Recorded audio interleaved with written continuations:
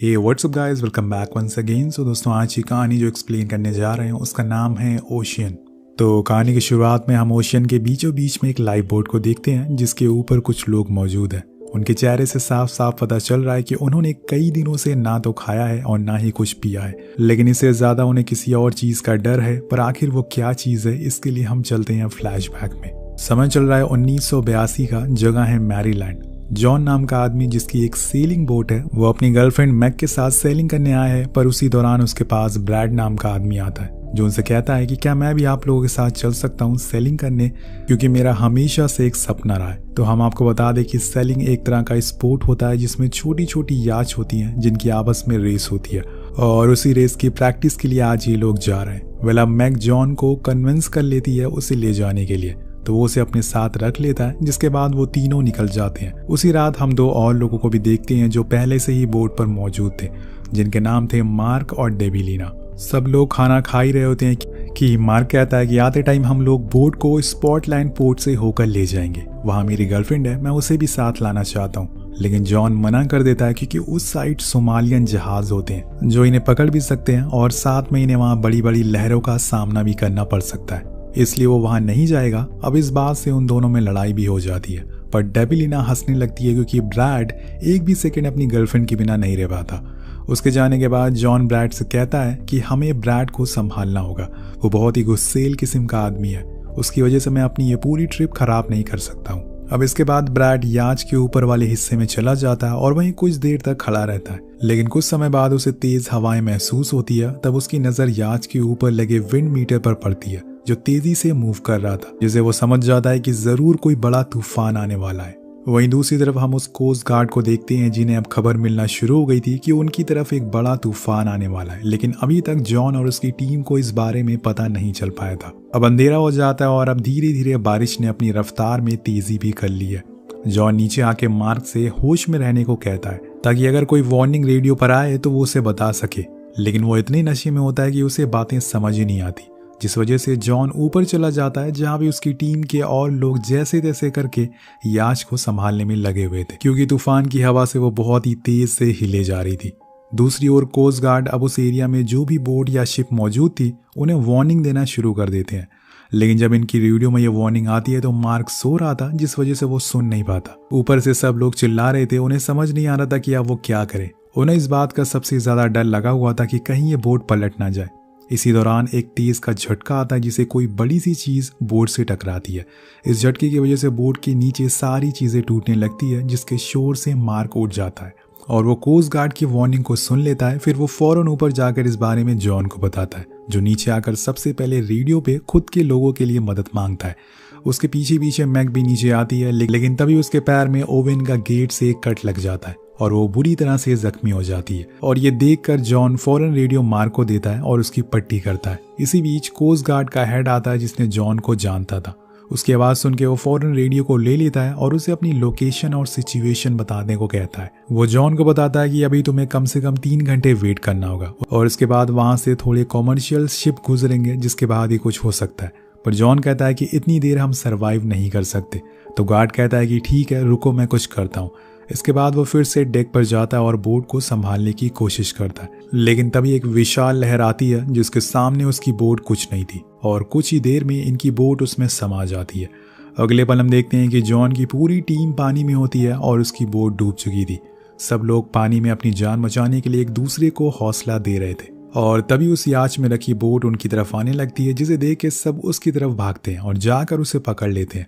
इस छोटी सी बोट से उन्हें थोड़ी राहत मिलती है, लेकिन यहाँ कोस्ट गार्ड वाले इन्हें कांटेक्ट करने की लगातार कोशिश करते, क्योंकि उन्होंने अपना एक हेलीकॉप्टर इनकी बताई हुई लोकेशन पर भेज दिया था। लेकिन इन लोगों की बोट तो डूब चुकी है और ना तो हेलीकॉप्टर को ये लोग दिखते हैं और ना कोस्ट गार्ड वालों को, और ना ही कोस्ट गार्ड वाले इनसे कांटेक्ट कर पाते। अब उन्हें थोड़ा बहुत अंदाजा तो हो चुका था कि शायद वो सरवाइव नहीं कर पाएंगे, पर उन्हें क्या पता था कि वो सारे लोग अभी भी जिंदा है। अब इसी तरह से सुबह हो जाती है और सब अभी भी उसी लाइफ बोट को पकड़ कर लटके हुए थे, लेकिन यहाँ हम देखते हैं कि मैक के पैरों में जो चोट लगी थी उसका खून अब समुद्र में बहता जा रहा था। उसके खारे पानी की वजह से उसे और दर्द भी होता जा रहा था। तो मार्क कहता है कि क्यों ना हम इस लाइफ बोट पे सिर्फ मैक को बैठा दे जिससे उसे थोड़ा आराम मिल सके, लेकिन जॉन ऐसा करने से मना कर देता है क्योंकि हवा बहुत ठंडी थी जिससे उसे और तकलीफ होगी, उसे पानी में ही रहने दो। तो जॉन लगातार मैक को हौसला बढ़ाता रहता है। इसी दौरान डेबिलिना ब्रैड से कहती है कि तुम मुझे लात क्यों मार रहे हो, पर वो कहता है कि नहीं, मैंने ऐसा कुछ किया ही नहीं।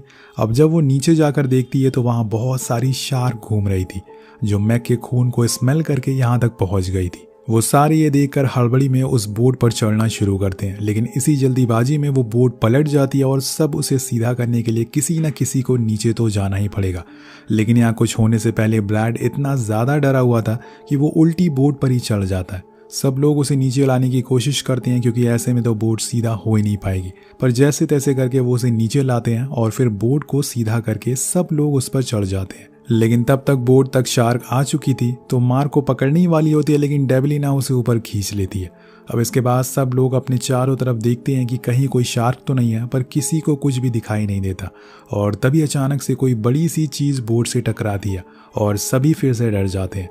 तो यहाँ इनकी फटी पड़ी थी, अब ये जाएं तो जाएं कहाँ। कुछ देर बाद सब कुछ शांत हो जाता है, चारों तरफ सन्नाटा छा चुका था। लेकिन तभी इनकी बोट फिर से किसी चीज से टकराती है और वो चीज थी शार्क। जॉन सीधा पानी में जाकर गिरता है और इसे देखकर मैक चिल्लाने लगती है। सभी लोग उसे फौरन ऊपर खींचते हैं, लेकिन अब यहाँ जॉन सबको बताता है कि शार्क शोर सुन के ज्यादा अट्रैक्ट होती हैं, इसलिए हम सभी को चुप हो जाना चाहिए।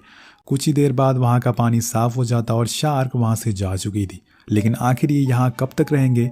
यहाँ तकरीबन इन्हें 31 घंटों से ऊपर हो चुका है और तब से लेकर इन्होंने ना तो कुछ खाया है और ना ही पिया है। समुंदर का पानी भी ये पी नहीं सकते। वहीं दूसरी तरफ कोस्ट गार्ड वाले अभी भी लगे हुए हैं इन्हें ढूंढने के लिए। वो अपने चॉपर बार बार उसी जगह पर भेजते हैं, लेकिन उन्हें वहां कोई भी नहीं मिलता क्योंकि ये लोग अब वहां से बताई हुई लोकेशन से बहुत ही दूर आ चुके हैं। अब धीरे धीरे समय बीतने लगता है और इन्हें भूख लगना शुरू हो जाती है। वहीं मैग अपनी उस चोट से परेशान थी क्योंकि समय के साथ साथ इन्फेक्शन अब बढ़ता जा रहा था, जिसे देखते हुए जॉन अपनी बेल्ट को उसके पैर पर कसकर बांधने लगता है ताकि इन्फेक्शन ना फैले। लेकिन इससे मैग को बहुत दर्द होता है और वो बहुत तेज चिल्लाती है, जिससे कि शार्क उनकी तरफ फिर से आने लगती है और ये ब्रैड देख लेता है। और इतना सब कुछ होने के बाद वो थोड़ा पागल सा हो चुका था। उसके साथ ही इस बोट पर और भी लोग मौजूद थे, लेकिन सबसे ज्यादा वही डरा हुआ था। तो वो उस बेल्ट को छीन कर पानी में फेंक देता है ताकि मैग चिल्लाए ना। अब इस बात से जॉन गुस्से में आ जाता है और वो उसका सर को पानी में डाल देता है, जिसे देखकर शार्क उसकी तरफ आने लगती है, पर सही मौके पर मार्क उसे हटा लेता है। तब ब्रैड कहता है कि तुम पागल हो चुके हो, मैग पहले से ही मरने वाली है और इसे बचाने के चक्कर में तुम हम सभी को मारना चाहते हो। अब उसकी इस बात को सुनकर सारे लोग बहुत ही गुस्से में आ जाते हैं क्योंकि उसे ऐसा नहीं कहना चाहिए था। सब लोग पहले से ही डरे हुए हैं। अब कुछ देर बाद अंधेरा हो जाता है और सब लोग सो जाते हैं, लेकिन जॉन को नींद ही नहीं आती। वो पूरी रात वहीं बैठकर गुजार देता है। जब सुबह होती है तो उसे थोड़ी दूर पर एक आइलैंड दिखता है, जिसे देखकर वो फौरन पानी में कूद जाता है और उसकी तरफ भागने लगता है। लेकिन थोड़ी दूर जाने के बाद जब वो पीछे मुड़कर देखता है तो वहाँ कुछ भी नहीं था। असल में ये उसका बस एक इल्यूजन था। वहाँ पे आइलैंड जैसी कोई चीज नहीं थी और ये तब होता है जब आप पूरी रात जागते रहते हो। और इसी दौरान उसके सारे दोस्त भी जाग जाते हैं। वो जब आसपास जॉन को नहीं देखते तो चिल्लाने लगते हैं। उनकी आवाजें जब जॉन सुनता है तो उन्हें ढूंढने लगता है, लेकिन वो उनसे काफी दूर आ चुका था। पर वो जैसे तैसे करके उनके करीब जाता है, पर तभी वहां पर एक शार्क आ जाती है जो उसे अंदर खींच लेती है। लेकिन उसकी किस्मत अच्छी थी कि वो बच जाता है। अब वो बोट के बिल्कुल करीब आ चुका था। उसके दोस्त उसका हाथ भी पकड़ लेते हैं, पर तभी एक शार्क उसे अंदर खींच लेती है।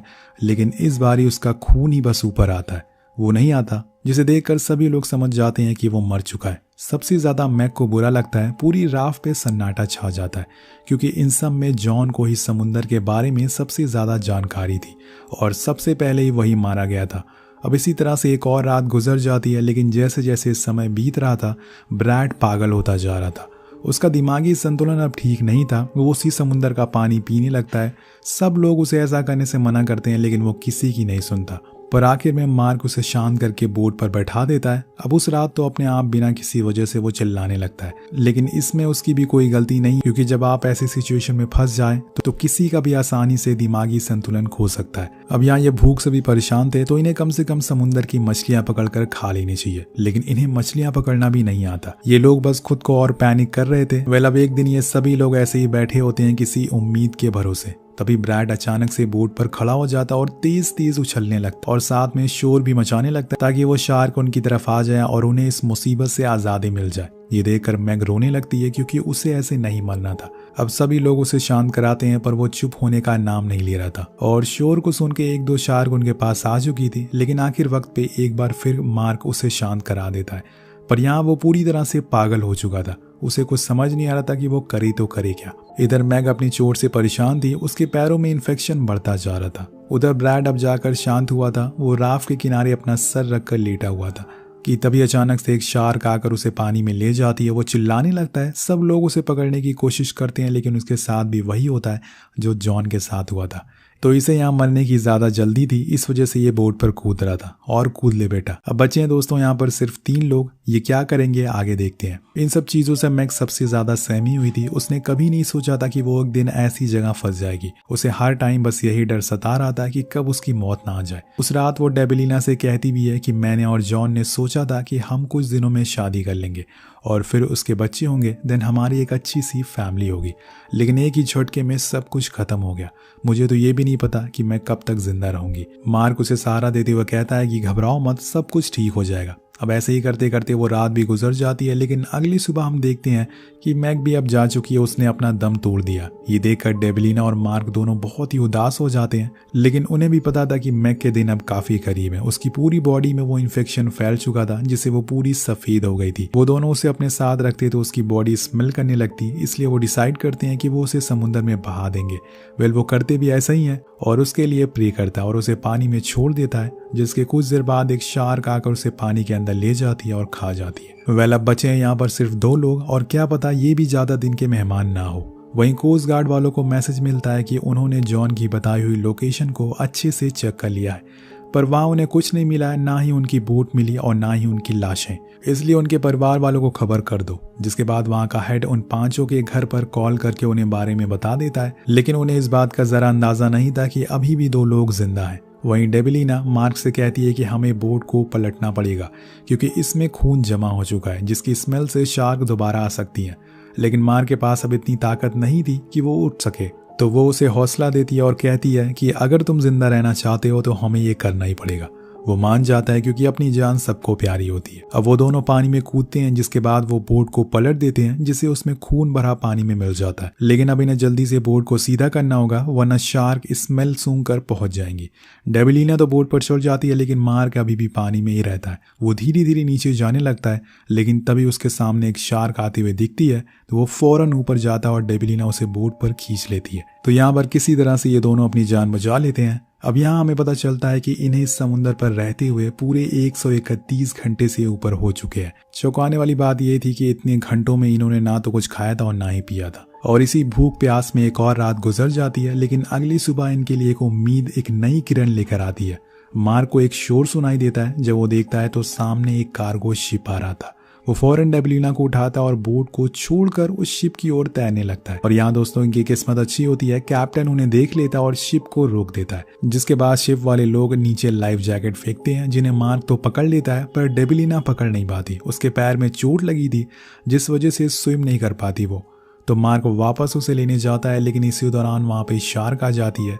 पर अहम मौके पर कैप्टन हॉर्न ब्लो करता है और उसकी आवाज़ सुनकर शार्क वहाँ से वापस भाग जाती है और ये लोग उस जैकेट को पकड़ लेते हैं। उसी दौरान हम इन दोनों की रियल इमेज भी देखते हैं। तो यहाँ इन लोग की जान बच गई थी।